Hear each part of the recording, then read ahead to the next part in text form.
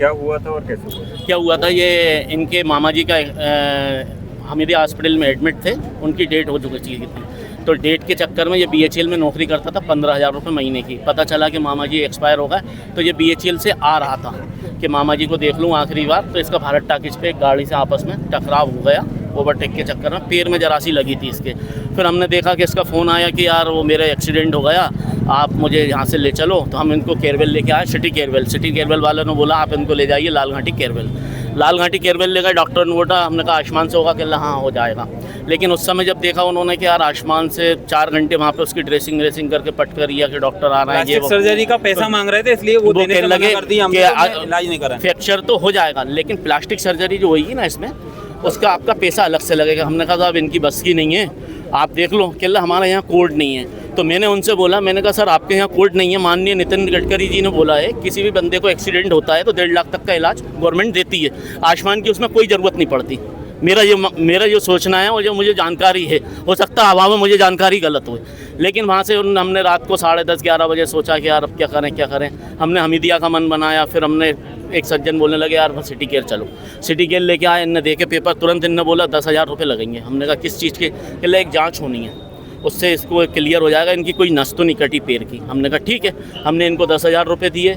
इनने हमें वहाँ पे समर करके है MP नगर में, वहाँ CT स्कैन भेजा।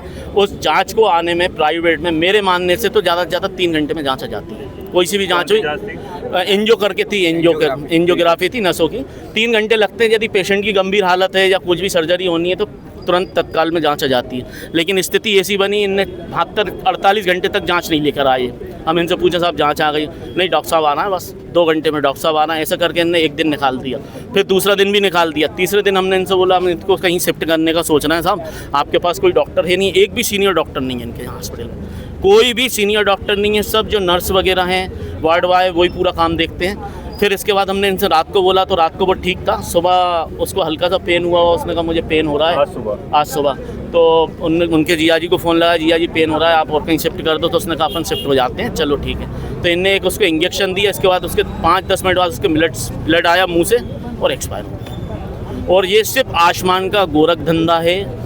अभी भी वहाँ पे 3 पेशेंट ऐसे हैं जो 4 दिन से कंटिन्यू बोल रहे हैं कि मुझे साहब छुट्टी दे दो। अच्छा, आपने अभी रोड जाम कर रखी है, आप लोग की क्या मांग है? हमारी मांग ये है कि यहाँ के जो डायरेक्टर है, हम सुबह से चिल्ला रहे हैं कि डायरेक्टर को सामने लिया और जो पेशेंट है बेचारे उनको छुट्टी दे दो, उन पेशेंट को कहीं शिफ्ट कर दो। हमारा व्यक्ति तो गया है, हमें उसका गम है, लेकिन ऐसा ना हो कि दूसरा व्यक्ति भी चला जाए। कारखाने को सबको बंद करो। उसका एग्जिट भी बहुत छोटा है ना, उसका मुझे लगता है कि उसका स्पेस इतना बड़ा होगा कि हॉस्पिटल, ठीक है। इसके बाद ना उसमें फायर है, ना कोई व्यवस्था ही नहीं है उसके अंदर। बच्चे आयुष्मान के नाम पे गोरख धंधा कर रहे हैं। आयुष्मान हमारी सुविधा के लिए है और आयुष्मान का हर हॉस्पिटल में एक कोड और हॉस्पिटल निर्धारित कर दिया जाए, जिससे पेशेंट जाए उसे पता लगे कि इस हॉस्पिटल में नहीं है, इस हॉस्पिटल में वहाँ पहुँच जाए, ताकि ऐसे लोगों के उसमें ना आए। कहाँ के रहने वाले हैं? मैं भोपाल का ही रहने वाला हूँ, भोपाल में। पीरगेट कुमारपुरे का निवासी हूँ। और ये छोले का बच्चा था जो स्थान हुआ है गणेश मंदिर छोले। मैं उनका जीजा हूँ, मेरा साला है वो। क्या नाम था? राहुल साहू। कितने साल? 36 साल। एक बेटी है उसकी, बेटा है 1 साल का और यंग लड़का है। उसकी पर्सनालिटी ऐसी है कि वैसे घाव तो वो वैसे ही सहले साहब, इतना ज़बरदस्त बंदा है। 3 के बाद भी कुछ भी नहीं हुआ। कंटिन्यू हर घंटे में पेन किलर देना है। मेरा मानना ये पेन किलर का तो इलाज ये होता है कि यदि आप ज़्यादा पेन किलर दोगे तो हार्ट और किडनी पे असर करता ही है सर। डॉक्टर था ही नहीं, ना सर्जरी करी इनने इतने समय से, बस बेवकूफ़ बना रहे हैं कुल मिला के लोगों को। और भी पेशेंट जो हैं सब परेशान हो रहे हैं, उनको भी आप आज़ाद कराएं तो मेहरबानी होगी। कब लेके आए थे आप? रात को मैं 11-10 बजे में आता, खाना देने तो सही था, बैठा था। बोला पापा आप घर जाओ। सुबह है ना, मैंने की हाँ ठीक है। ये दूसरा छोटा वाला लड़का है मेरा, बोर हुआ था और कहने लगे बस उसका फ़ोन आया था, तबीयत खराब हो रही। अच्छा पैसा छोड़ के हम मुझसे बात भी करी, पापा तुम घर जाओ। सुबह है ना, कहने लगे हम 2 जने यहाँ पे क्या करोगे आप? कहने लगे नॉर्मल थे, इतनी दिक्कत? वो नॉर्मल था साहब, जरा सी पैर में लगी है, थोड़ी ना पैर हाथ में। बढ़िया, बस पेन पे पेन किलर लगाए जा रहे हैं, पेन पे पेन किलर लगाए जा रहे हैं। बस ये डॉक्टर आ जाएगा, दर्द कम होगा। क्या कह रहे हैं, कैसे मौत हो गई, क्या आरोप है आप लोग? ये बोल रहा है ये बोल रहा है मारा है इनको।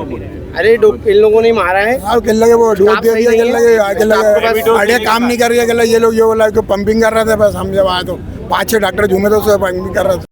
अगर आप ये वीडियो YouTube पर देख रहे हैं तो हमारे चैनल को सब्सक्राइब कर बेल आइकन दबाएं और Facebook पर देख रहे हैं तो हमारे पेज को लाइक करें।